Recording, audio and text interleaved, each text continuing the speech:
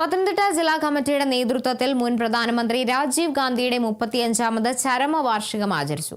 ശാസ്ത്ര സാങ്കേതിക വിദ്യയിലൂടെ ഭാരതത്തിന് മുന്നേറാൻ രാജീവ് ഗാന്ധിയുടെ കാലഘട്ടത്തിൽ കഴിഞ്ഞുവെന്നും നേതാക്കൾ കേരള വിഷൻ ന്യൂസിനോട് പറഞ്ഞു. യുവാക്കളായ ഇന്ത്യൻ ജനതയെ സ്വപ്നം കാണാൻ പഠിപ്പിക്കുകയും അവർക്ക് വേണ്ടി നിതാന്തം പോരാടുകയും ചെയ്ത മുൻ പ്രധാനമന്ത്രിയായിരുന്നു രാജീവ് ഗാന്ധി.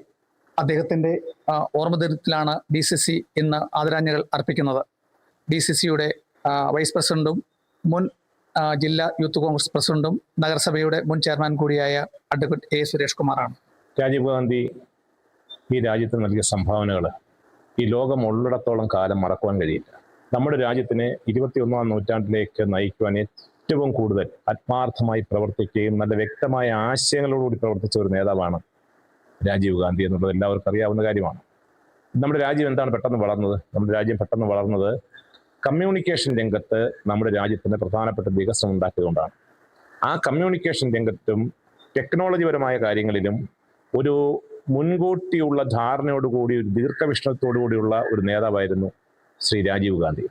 അദ്ദേഹത്തിൻ്റെ വിദ്യാഭ്യാസവും അദ്ദേഹം ഈ നമ്മുടെ ലോക പരിചയവും ലോകത്തെ കാഴ്ചപ്പാടുകളും അത് നന്നായിട്ട് അറിയാവുന്ന ഒരു വ്യക്തി എന്ന നിലയിൽ പ്രധാനമന്ത്രിയായപ്പോൾ നമ്മുടെ ഭാരതത്തെ അതിലേക്ക് കൊണ്ടുവരണമെന്നാണ് രാജീവ് ഗാന്ധി ആഗ്രഹിച്ചത്.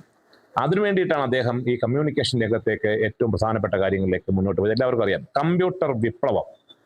നമുക്കറിയാം, ഇന്ന് ആ കാലഘട്ടത്തിൽ കമ്പ്യൂട്ടർ വിപ്ലവം ഉണ്ടാക്കിയപ്പോൾ കമ്പ്യൂട്ടറിനെതിരെ പ്രവർത്തിച്ച അല്ലെങ്കിൽ കമ്പ്യൂട്ടർ വേണ്ട എന്ന് പറഞ്ഞ ആളുകളെല്ലാം ഇന്ന് കമ്പ്യൂട്ടർ പ്രവർത്തിച്ചുകൊണ്ടിരിക്കുകയാണ്.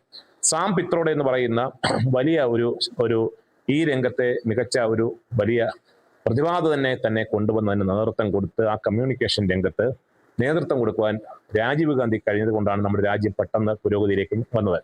അതോടൊപ്പം തന്നെ ശാസ്ത്ര സാങ്കേതിക രംഗങ്ങളിൽ അദ്ദേഹം ചെയ്ത പ്രവർത്തനങ്ങൾ അതാർക്കും മറക്കുവാൻ കഴിയാത്ത ധാരാളം പ്രവർത്തനങ്ങളാണ് ഈ രാജ്യത്തെ നമ്മുടെ രാജ്യത്തെ സുശക്തമായ ഒരു ഭാരതമാക്കി മുന്നോട്ട് കൊണ്ടുപോകാൻ അദ്ദേഹം ശ്രമിച്ചു. അതിന്റെ ഭാഗമായിട്ടായിരുന്നു ബൊഫോഴ്സ് തോക്കുകൾ ഉൾപ്പെടെയുള്ളത് ഈ രാജ്യത്തിന് വേണ്ടി വാങ്ങുവാൻ അദ്ദേഹം അത് തീരുമാനിച്ചു. ആ ബൊഫോഴ്സ് തോക്കുകൾ ഉപയോഗിച്ചുകൊണ്ടാണ് ഇപ്പോഴും നമ്മുടെ ഭാരതത്തിൽ അയൽ രാഷ്ട്രങ്ങളായ പാകിസ്ഥാൻ ഉൾപ്പെടെ രാഷ്ട്രങ്ങൾ നമ്മൾക്കെതിരെ യുദ്ധം പ്രഖ്യാപിക്കുമ്പോൾ ആ ബൊഫോഴ്സ് തോക്കുകളാണ് നമ്മളിപ്പോൾ ഉപയോഗിക്കുന്നത്. എന്നാൽ അതിൻ്റെ പേര് പറഞ്ഞുകൊണ്ട് രാജീവ് ഗാന്ധിയെ അങ്ങേയറ്റം അപകീർത്തിപ്പെടുത്തുവാൻ ശ്രമിച്ചു. എനിക്കറിയാം, ഞാൻ KSUവിൻ്റെ പ്രവർത്തകനായിരിക്കുന്ന ഒരു സമയത്ത് ആണ് ഈ രാജീവ് ഗാന്ധി മരണപ്പെടുന്നത്. ആ രാത്രിയിൽ തന്നെ പത്തനംതിട്ട ടൗണിൽ ആയിരക്കണക്കിന് ആളുകളാണ് കരഞ്ഞുകൊണ്ട് ഇവിടെ ഓടിയെത്തുന്നത്. കാരണം തങ്ങളുടെ വീട്ടിലെ ഒരു അംഗമാണ് മരണപ്പെടുന്നത് എന്നുള്ള രീതിയിലേക്ക് അത്രയധികം ജനങ്ങൾ രാജീവ് ഗാന്ധിയെ സ്നേഹിച്ചിരുന്നു. എന്ന് മാത്രമല്ല, അദ്ദേഹത്തിന്റെ ചിതാഭസ്മവുമായിട്ട് അന്ന് ഞങ്ങൾ നമ്മുടെ ഈ ജില്ലയുടെ എല്ലാ ഭാഗങ്ങളിലും അദ്ദേഹത്തിന്റെ ചിതാഭസ്മമായി പോയി.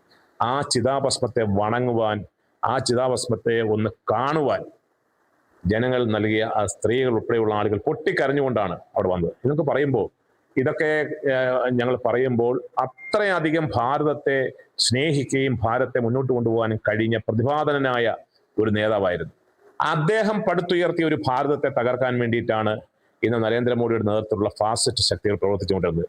എന്നും ഇന്ത്യൻ നാഷണൽ കോൺഗ്രസിന്റെ സ്വരം എന്ന് പറയുന്നത് മതേതരത്വവും ജനാധിപത്യവുമാണ്, നെഹ്റുവിയൻ കാഴ്ചപ്പാടുകളാണ്. ആ കാഴ്ചപ്പാടുകളിൽ കൂടിയാണ് കോൺഗ്രസ് പോകുന്നത്. ആ ഒരു സന്ദർഭത്തിലാണ് ഇന്ന് പ്രിയപ്പെട്ട രാജീവ് ഗാന്ധിയുടെ രക്തസാക്ഷി ദിനം ഇന്നിവിടെ ഞങ്ങൾ ആചരിക്കുന്നത്. എല്ലാ സ്ഥലങ്ങളിലും ഇതുപോലെ രക്തസാക്ഷി ദിനം കോൺഗ്രസ് കമ്മിറ്റികൾ ആചരിച്ചു കഴിഞ്ഞു. രാവിലെ ബഹുമാനായ DC പ്രസിഡന്റ് നേതൃത്വത്തിൽ DCC ഓഫീസിൽ അതിൻ്റെ ആചരണം കഴിഞ്ഞു. എല്ലാ ബൂത്തുകളിലും വാർഡുകളിലും എല്ലാം നടന്നുകൊണ്ടിരിക്കുകയാണ്. അദ്ദേഹം കണ്ട ഒരു സ്വപ്നം, ഒരേ ഒരു ഇന്ത്യ, ഒരൊറ്റ ജനത. ആ സ്വപ്നം സഫലീകരിക്കുവാൻ ഓരോ കോൺഗ്രസ് പ്രവർത്തകനും പ്രവർത്തിച്ചു ചെയ്യേണ്ട ഒരു കാലഘട്ടമാണ് എന്നുകൂടി പറയാൻ ഞാൻ ആഗ്രഹിക്കുന്നു. Kerala vision news, Pathanamthitta.